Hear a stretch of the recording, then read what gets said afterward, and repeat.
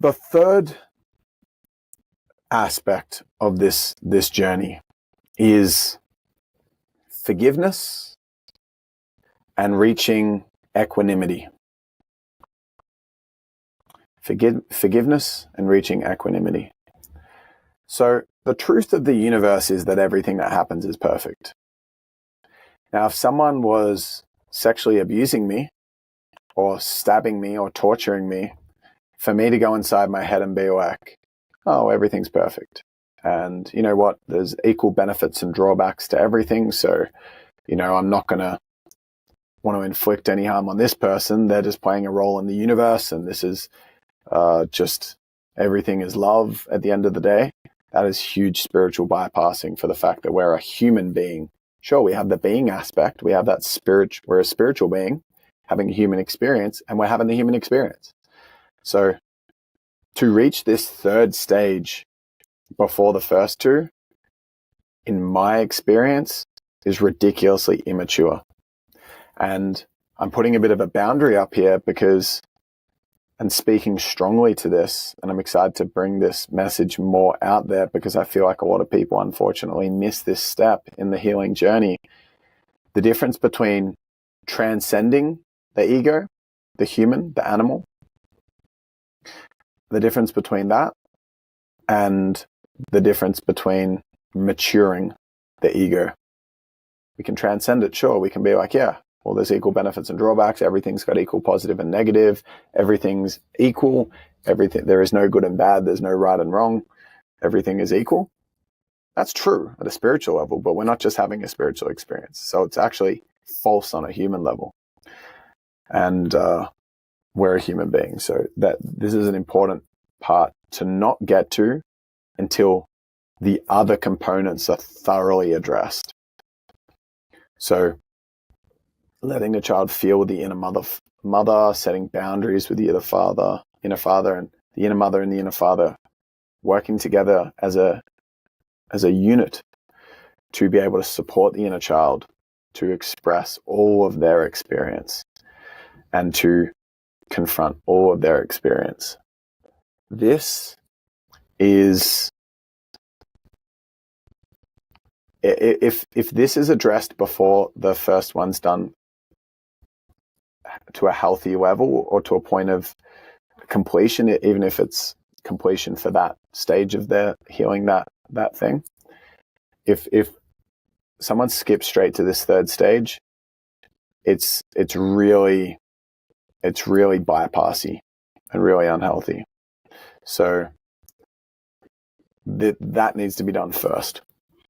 Yeah. And so some examples of modalities that kind of do this, like I mentioned, the presence process with Michael Brown. Very powerful book. It's one of the most powerful books I've read. Misses the masculine component. It's all about taking responsibility and trusting that everything emotionally that comes up for a reason. And so we need to take responsibility for our own feelings as a spiritual being on this planet. That's true, but it's bypassy. It's the same as Byron Katie's The Work. It's got a spiritual undertone. Spirit is whole, perfect, and complete. It is equanimous in its purity. You're going to a place of infinite creation where protons and electrons spur from. It's not just neutral. It's not positive or negative. It's oneness, wholeness, positive and negative in equal balance, coming together as one. When we defragment and become a separate being, a manifest form in the universe,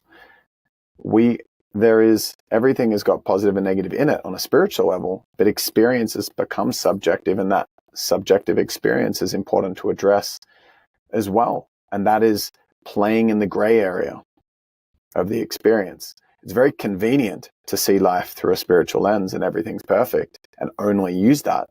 I feel like that's an incomplete approach to healing. It's only working on one dimension. And as a result, you'll find that someone that has that perspective will lack humanity and compassion. For DeMartini, for example, who I love and adore, and I'm so grateful for his wisdom, and for him to be able to say, like, if someone was to sexually abuse my daughter, I would understand the role that that's playing. I feel like that's bypassing his humanity. Sure, and some people need to play that role as thought leaders in the world to really push their messages out there. And I've got a strong spiritual undertone myself, but it's very emotionally immature. And same thing with Mooji, who's one of the most, he's just an incredible spiritual guru. But he essentially says trauma works bypassing, because the truth is that your isness. To work on trauma is to address something that's not the truth. It's to address your separation and playing the gray area. That's not, the truth is light, nothingness and everythingness, found in isness, timeless love, infinite, wholeness, oneness, the divine. And that's bypassy. That's bypassy. Massively bypassy. And so bringing it back to trauma healing, if there's a child, imagine, I'm coming up with some wild examples in here, and apologize if it does trigger, because sometimes I can be intense with this sort of stuff. But if like a fully grown man open palm slaps a 4-year-old, and the dad comes up to the 4-year-old and says, hey, stop crying. There are benefits to that. It's just ridiculous. It's just so unhealthy and unintegrated. And I really feel like integration is what creates a feeling of full groundedness and safety. So anyway, just before going into this, Byron Katie's The Work is entering more of a, let's just deal with the truth here. You're saying you got this trigger and trauma, but is it actually true? Can you absolutely know it's true? What's the effect of believing this thought? And it's a cool little thing to jump into to reveal truth. Reveals truth quickly. Reminds us, it's not true. The trauma's not true. You're not actually walking around unsafe because of what happened when you're a kid. But the child's in there. And if the emotions are bypassed, to me, that's not cool. That's not complete. And it can essentially be a self-administered gaslighting. And I've had this done before to me, where I've been at certain events where the thought leaders have facilitated a beautiful process of forgiveness. Forgiveness work is done very regularly through lots of conscious spaces and events. And there's been certain stages of my healing journey where I've been journeying with certain trauma, and I've been in the season of giving myself permission to be angry about it. And man, that's been powerful and needed for me to confront that anger and be like, you know what, Mum? Screw you.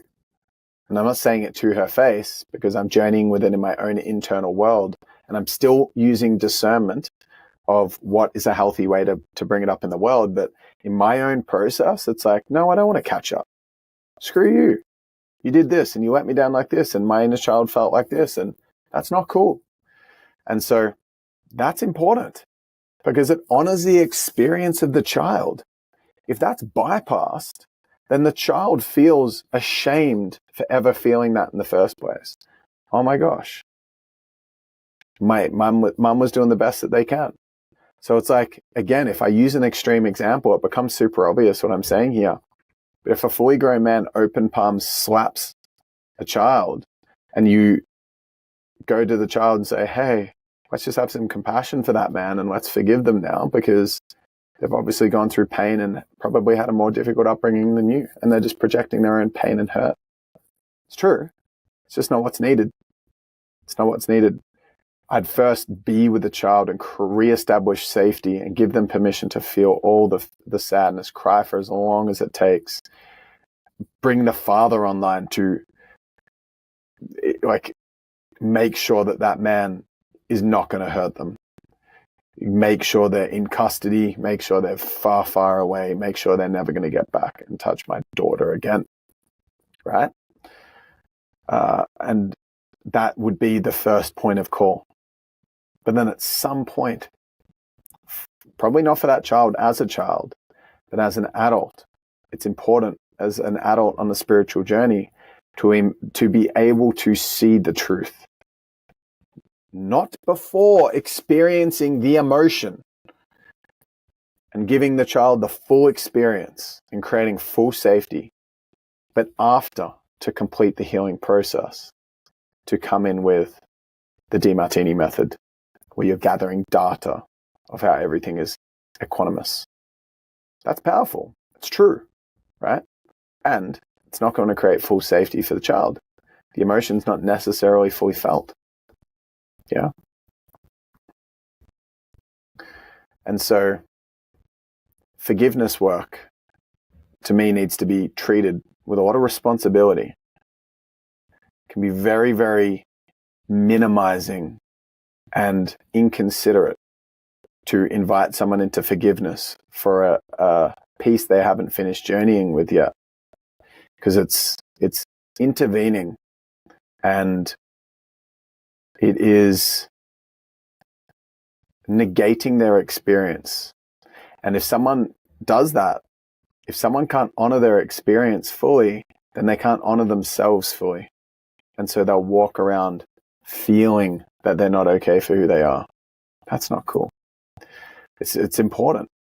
And sure, like let's say, for example, there was someone that came to me, there was a man, and when he was younger, he was sexually abused. And I say, hey, look, everything happens for a reason. Let's look at the path. Let's look at what that's created for you. Would you even be a coach if it wasn't for that? Would you be living the life that you're living right now if it wasn't for that? But inside, that person's inner child is feeling sad and angry. That person might be able to go, yeah, it is beautiful that I get to do all this stuff. But the way that that person will carry themselves through life will lack solidity.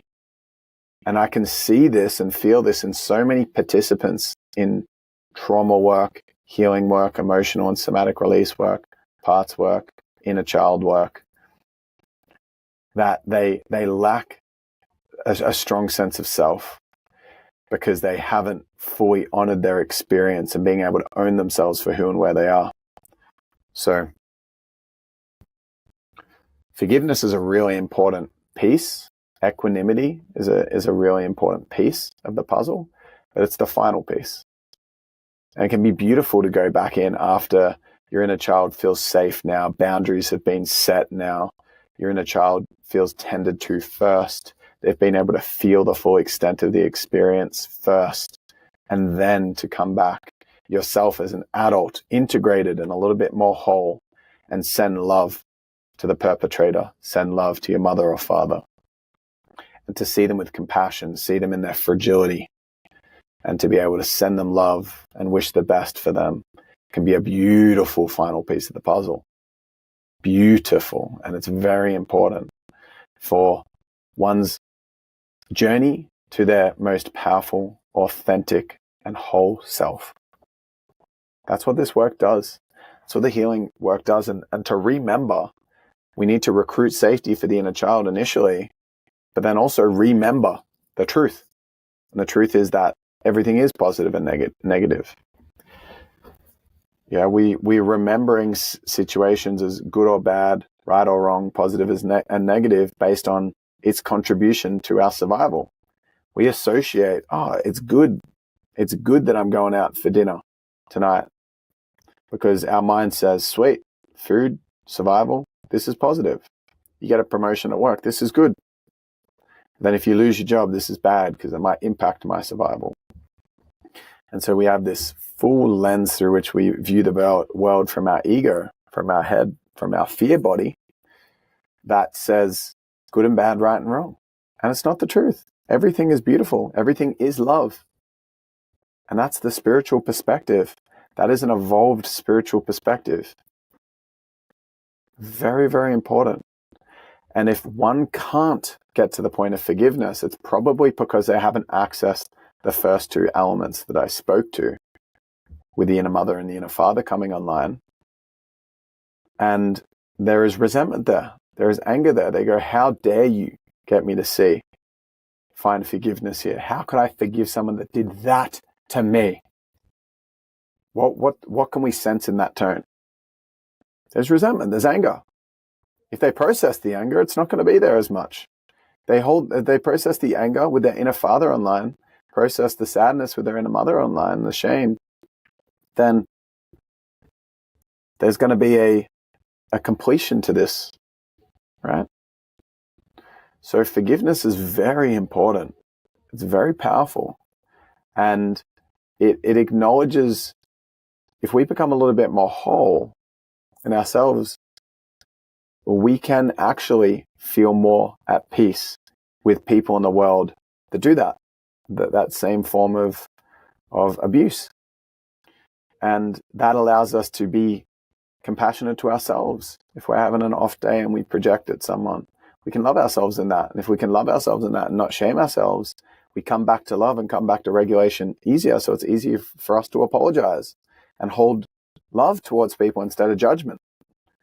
If we can't find that forgiveness piece, if we can't find and see the truth, the universal truth, that there is equanimity and equality in this, if we can't find that, then it's going to be an incomplete healing process. That childhood trauma is not going to be properly supported. The remembering process back to wholeness won't be fully there. So